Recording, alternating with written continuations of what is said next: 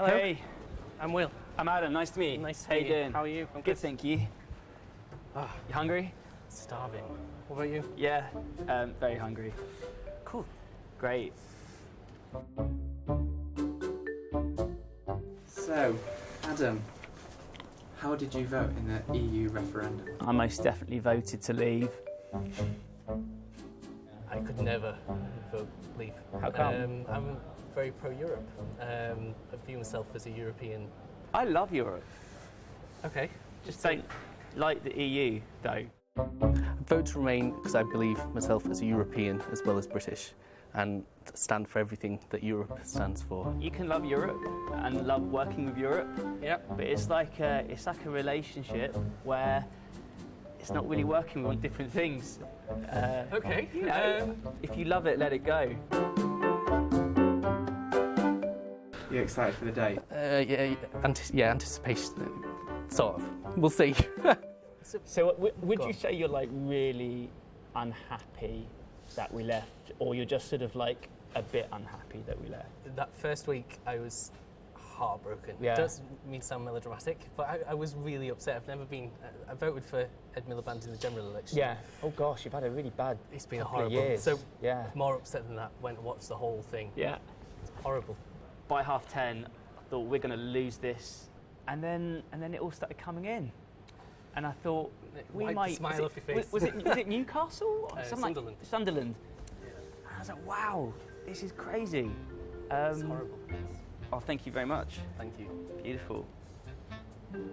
This looks almost continental. It's not British. I don't think it's British. You can Thank still you. love Thank you very Europe without loving the EU. No. If someone feels that they know better and that their say is more important than somebody else's, I'd find that very difficult to deal with. Listen, I was heartbroken that first week. Yeah. But as Theresa May's been saying constantly, Brexit means Brexit. Yeah. And unfortunately, we live in a democracy, so Unfortunately. it's a joke. It's a joke. It's a joke. Brexit means Brexit, and I think it's Great. going to have to happen. Yeah. Doesn't mean I have to be happy about it. I think since Brexit, it's unleashed a lot of hatred within the UK. Not necessarily towards gay people. I think first of all it's been towards migrants and refugees, but that will slowly trickle down to the other targets, such as gay people. The amount of hate has been exaggerated. I think that when you look at some of the stuff that was coming out the day after the vote, Yeah. people were presupposing that these things were going to happen.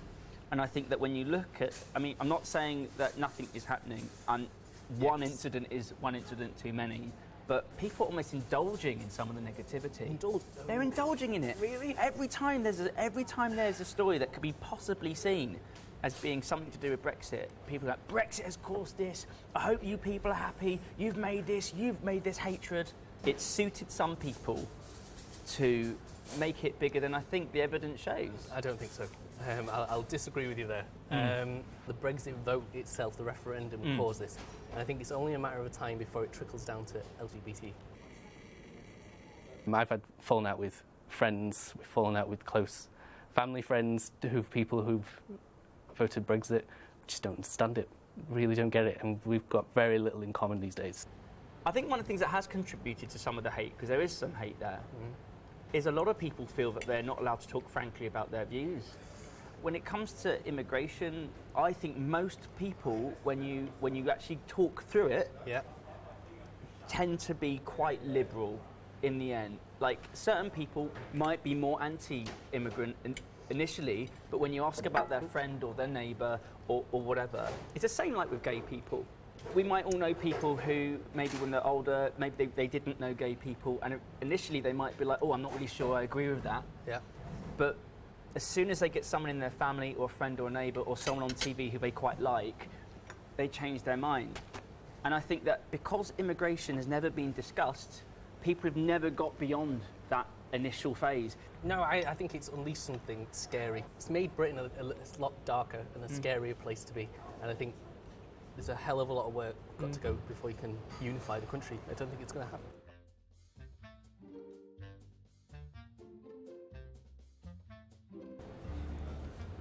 I think we agree on quite a lot.